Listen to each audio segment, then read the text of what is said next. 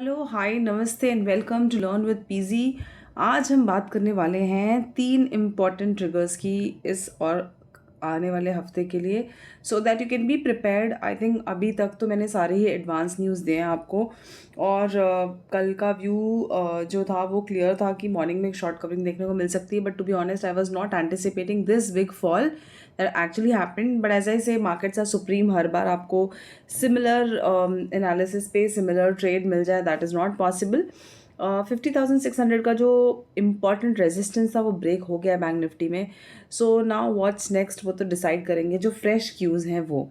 So let's talk about that. अगर आपने channel को सब्सक्राइब नहीं किया है तो कर लीजिए एंड बने रहिए लास्ट तक to understand the 3 important triggers that I am talking about. So पहला ट्रिगर आ रहा है रिलायंस इंडस्ट्री की तरफ से। जो एक ये इम्पॉर्टेंट न्यूज़ है, ये पहले ही मार्केट में आ चुकी है, but I think due to the heavy selling कुछ अभी इम्पैक्ट नहीं दिखा है, but on charts also Reliance is looking good. So वो चार्ट्स का जो एक्सप्लेनेशन है that I may do in a different video. यहाँ पे हम सिर्फ इंपॉर्टेंट ट्रिगर्स की बात करने वाले हैं। सो यहाँ पे as per the heading, it is mentioned that Supreme Court dismisses SEBI's appeal against Mukesh Ambani's Reliance. So इनका जो ये basically एक केस है वो चला आ रहा था काफ़ी लंबे समय से. So if you see, this was actually since 2021, and in January 2021 SEBI has imposed a penalty of 25 crores on RIL and rupees 15 crores on Ambani. It has also asked that Navi Mumbai SEZ to pay a penalty of 20 CR. So अभी इसके against में the supreme court has dismissed, जो सेबी का appeal है उसको dismiss कर दिया है. So we can see quick upside in this. Not a very big news but definitely in the win win situation for Reliance. So yeah, so एक छोटा सा रिलायंस का चार्ट भी है जो मैं आपको एक ऐसे स्मॉल just view देखने के लिए I am just showing it with you. So this is weekly chart of Reliance, and if you see weekly chart of Reliance, I'll just show you on a weekly time frame that what is happening here is कि Reliance में यहाँ पे जो ये वाला जो पूरा ही zone है, ये एक पूरा ही एब्जॉर्प्शन का जोन है. So we are almost there on weekly time frame. तो ये जोन पे आप थोड़ा ध्यान रख सकते हैं in case if we close about the 1275-80 zones के ऊपर हम ट्रेड करते हैं.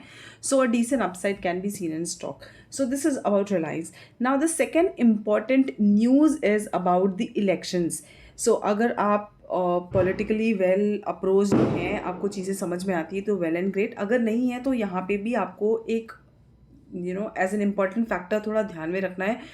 The assembly elections in Maharashtra and Jharkhand are already scheduled this month. जो महाराष्ट्र का वोटिंग है वो 20 तारीख को है. इस वजह से मैंने आपको एक डिसेंट अप्रोच पहले से दिया हुआ है कि 20 तारीख को छुट्टी है और मार्केट्स क्लोज रहेंगे. और 13 एंड 20 नवंबर को झारखंड में वोट है, आज हो चुके हैं. 20 तारीख को भी झारखंड में और वोट्स होंगे, और सारे जो वोट्स हैं उसका रिजल्ट जो आने वाला है 23rd का, और 23rd को जो वोट्स है वो काउंट हो जाएंगे.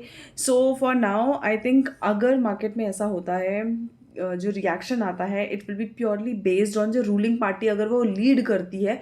इन that case you will see that markets will get a decent upside from here. So एक अच्छा फॉल आने के बाद, as we say that market always look for a reason for correction. Similarly markets always look for a reason for an upside as well. So ये एक दूसरा factor है जहाँ पे आपको एक इम्पैक्ट होता हुआ दिख सकता है.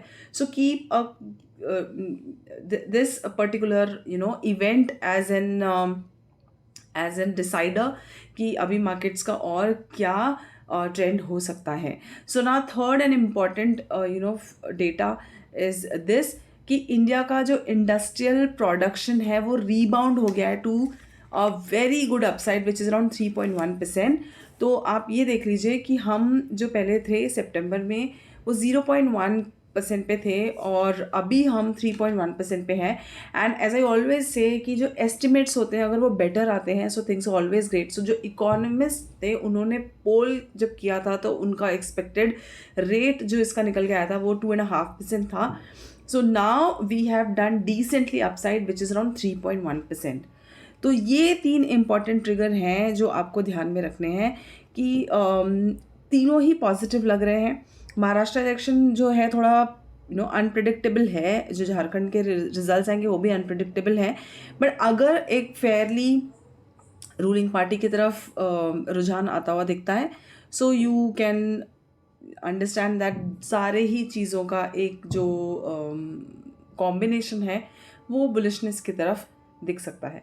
So if you check the data and chart and everything, काफ़ी ओवरसोल्ड हैं हम. So I'll just quickly check Nifty on a bigger time frame so that we can understand that where are we heading, what are we doing.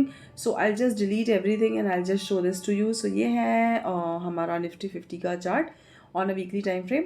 अब हमारा जो support ढूंढते ढूंढते तो काफ़ी नीचे आ गए, but yes we need to find out एक तो जोन होगा जहाँ से हमको रिबाउंड मिलेगा. So an important support right now we have is around these areas. Just a second. So it is around these areas, which is 23,300, and let's see how this goes. एक बड़े time frame पे if I check on a monthly time frame, मैंने I think ये पहले analysis आपको करके बताया था कि हम रीटेस्ट कर सकते हैं जो मंथली टाइम फ्रेम का ब्रेकआउट था. तो यहाँ पे ब्रेकआउट देखने को मिला था ये सारे जोन्स के आसपास.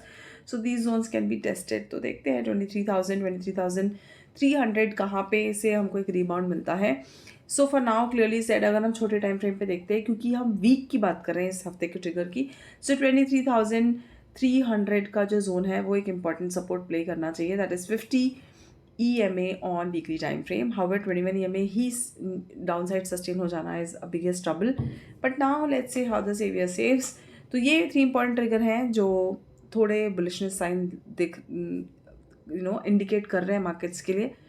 बाकी अब कल देखते हैं कल का ट्रेडिंग सेशन कैसा होता है. निफ्टी का जो क्लियर व्यू है for expiry and details, that I will be posting tomorrow morning. So stay tune for expiry analysis. और कल का जो व्यू है, डिटेल्ड व्यू, उसके लिए make sure that you hit the bell icon. Intimate हो जाएगा आपको जब भी वीडियो आएगा. So see you all tomorrow guys. Good night.